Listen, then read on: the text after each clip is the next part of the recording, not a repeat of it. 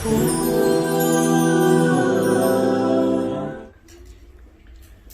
که جل جلاله در آیه کریمه بیان میکند برای همه آدمیزاد که والله اخرجکم من بطون امهاتکم، خداوند خارج کرد شما را از شکمهای مادرهایتان. لا تعلمون شیئا، در حالتی که از مادر خارج شدین چیزی را نمیدانستین، چیزی را نمیفهمیدین، پاکی را از ناپاکی فرق نمیکردین. در دست یگان کس یگان طلا و پول و مالی نبود، عقلی نبود، فهمی نبود، چیزی نبود. والله اخرجکم من بطون امهاتکم لا تعلمون شیئا، چیزی نمیدونستید. و جعل لکم السمع والابصار، خداوند برای شما عطا کرد شنوایی و بینایی. یعنی چند چیزی هست که او خاصی پروردگار هستند. اگر گوشت و روغن و استخوان و خون و اینا شرطش از پدر شرطش از مادر باشد، اما چند چیزی دیگر هست که از جانب الله هست. شنوایی که از جانب پدر و مادر نیست، مخصوص عطای پروردگار. بینایی، جوهرهای قیمت بهایی که یا دیگر همچنان قیمتی هستند که دیگر یا بها ندارند.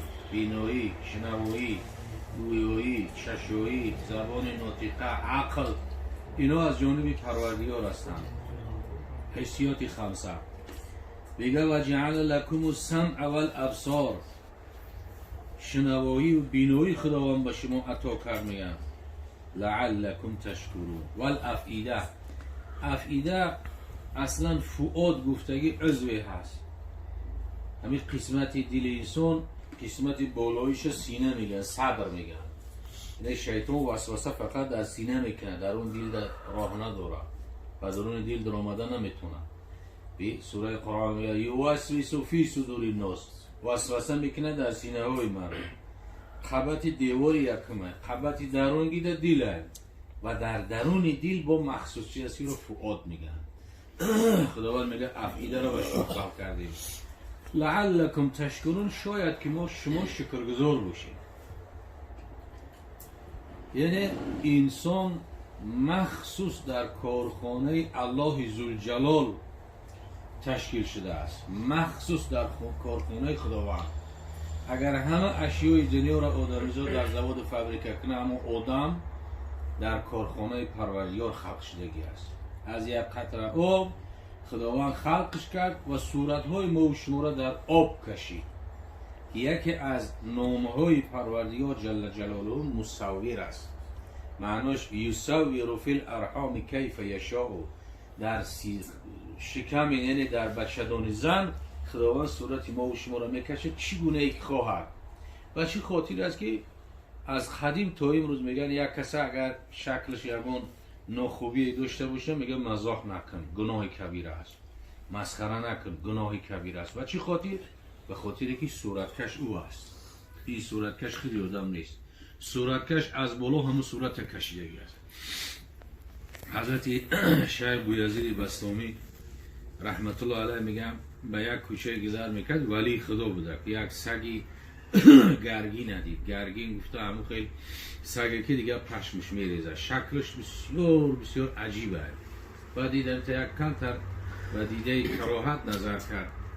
میگه سگ به زبان اومد گفت که ای سلطان العارفین بویزید بستامی را به نقش نگاه نکن، به نقاش نگاه کن. همون قدر حضرت گریه کرد که از گفتگیش به دربار خدا توبه کرد. به نقش نگاه نکن، به نقاش نگاه کن. به صورت نگاه نکن، به صورت کش نگاه کن. صورت کش همین خیلی صورت کشی است و همین خاطر کسی حق ندارد که یک کسی صورتش مثلا که یگان سخن ناخوبی بگه. خب میگه درون پرده های تنگ و تاریک تو را پرورده کرده ریزق نزدیک، در همو درون رزق تو را رسان بی رزقت نمون. درون پرده های تنگ و تاریک تو را پرورده رزقت کرد نزدیک، رسانیدت به اکرام کلانی، چی کردید بندگی تو ای فلانی.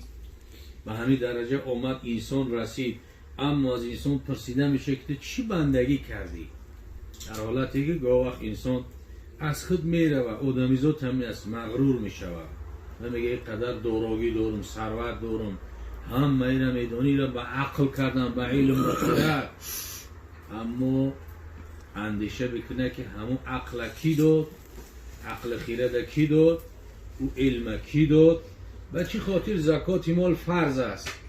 به خاطر که میبینیم در قضای بعضی بومجو هستن در همون درون مثلا پرتوگوها چیزی کفته ایست، او هم بنده خدا هست، ما هم بنده خدا هستیم. به خاطر ثروتمنده که همون عقل جمع کردن ثروت و علم و فهمیشی همون را کی داد به تو؟ خدا داد. وگرنه همون چی است؟ آدم است، ثروتمند هم آدم است. اما به خاطر که همون عقل فهمیش و علم و زیرکی را که به تو داد است، زکات همون را برو بر فقیر مسکین بتی که زکات حکمش فرض است. کسی زکات این کار کند از دین بیدین میشه. زکات در هر کجای قرآن که اومده است از قفای نماز اومده است. اقیموا الصلاة و آتوا زکات. هر کجا که خداوند میگه نماز با پا دارید، از عقیبش حتما $4,000 داشته باشی، $100. این چیزی نیست و گپی نیست که همون $100 هست میسو ثروتمندی که یک عبیدش صرف میکنه. از 4,000 فقط $100 از 4 یک نه. لیکن باز همه یافت میشه که همه تلفن و سوال و جواب و پرس و پرس همه قدر میکوان میشورن که بگوی که چایت داکه زکات واجب نمیشه. این خیلی اصلا طبیعت یادم میاد.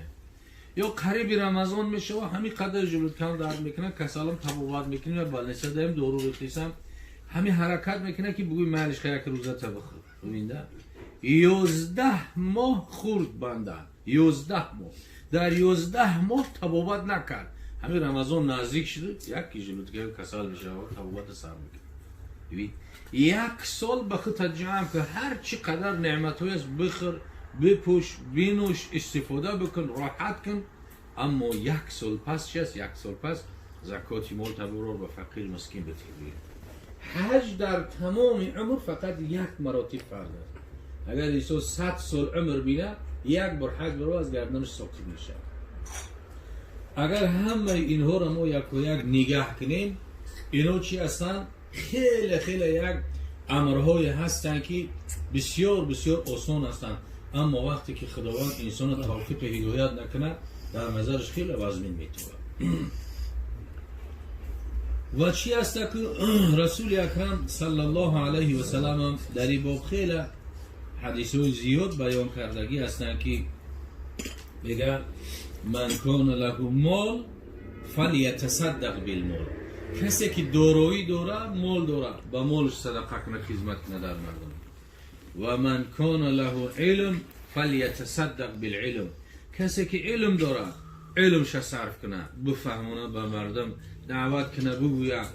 البته که الان قبلا وجه حضرت هم بیان کرد که فقط همه نعمت ها را بخریم استفاده کنیم و همه تا خیسته بریم، مگر بسیار به این صوفیه، بسیار به این صوفیه. این قدر نعمت خداوند استفاده کنیم چیزی از اون نگیم، بسیار به این صوفیه است.